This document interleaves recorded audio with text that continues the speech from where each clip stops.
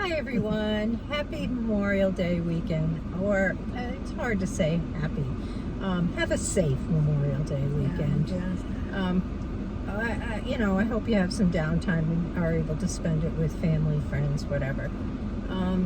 This is Linda and Michelle. Yep, and this is our second movie on Saturday. Yes. And it was called If, which I didn't really know this going into it, but it refers to a Imaginary friend. Yes, imaginary friends. And that's basically what the story was all about. It was a delightful children's movie because of the characters. They were kind of cool.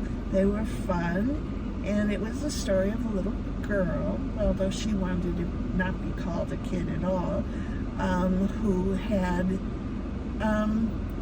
some tragedy in her life. She lost people, and she was coping with that as her father became ill, and she kind of ran away from that, but hooked up with someone who introduced her to these imaginary friends.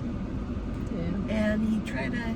And she tried to understand it all, and she kind of did. It was really, really a cute movie. It was cute. If you have children 10, 11, 12, this is a perfect movie for that age group. It was, and it was like, it's like the importance of it, keeping your imaginary friends. To have somebody over your shoulder like that, was important to you as a child, and if you didn't lose that, your imaginary friend, you could kind of dig them out, and it could be helpful. Yeah, there was such a good story in that for adults as well, as to like not letting go of those childhood kind of things that you had in your life that made you feel safe and protected, and how they talk about it in terms of imaginary friend, but it's anything that really brought you joy as a child,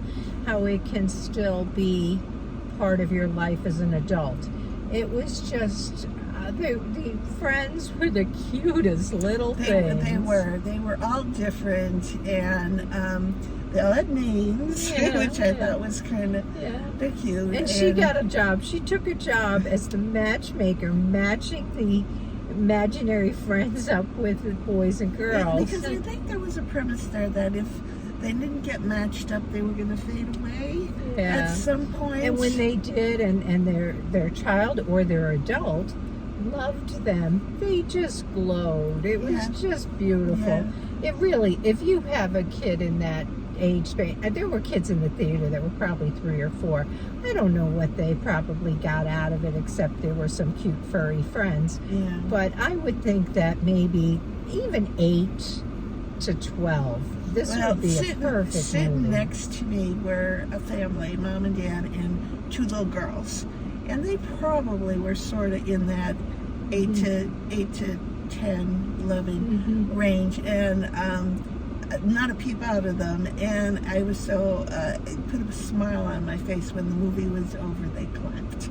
They did, which was so cute. They really liked it. So this is a great holiday weekend movie for families. It really is. Don't let it get away, But for adults, I mean, you got to put yourself in a child's frame of mind to really go in there and enjoy it, Absolutely. Yeah. So how would you rate it? I'm going to go with the 7 on it. Yeah, me too. Definitely. Keeping in mind that it really is a children's movie. It is, absolutely. And not all adults will pull out of it what we did. No, probably not appreciate it as much as we are, unless you're a kid at heart.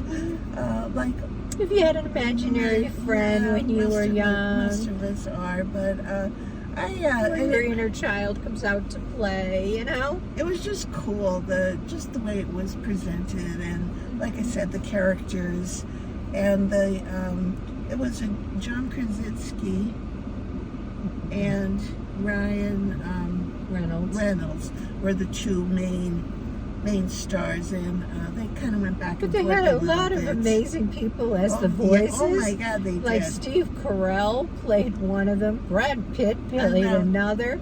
I mean, I don't remember.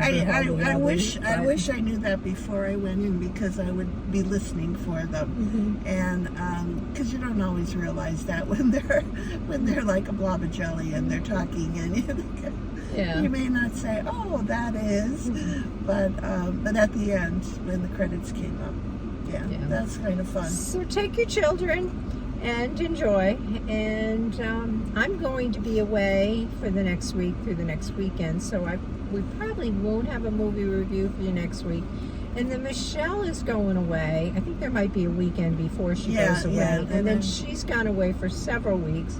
So we may miss some things. we may miss we'll some see movies what's happening throughout in June. What's happening in June? So I don't know how busy a month that is for new movies. On or top of not. the fact that we've really covered all of the movies we'd want to see as of right now. Right now, yeah. So I don't know if there.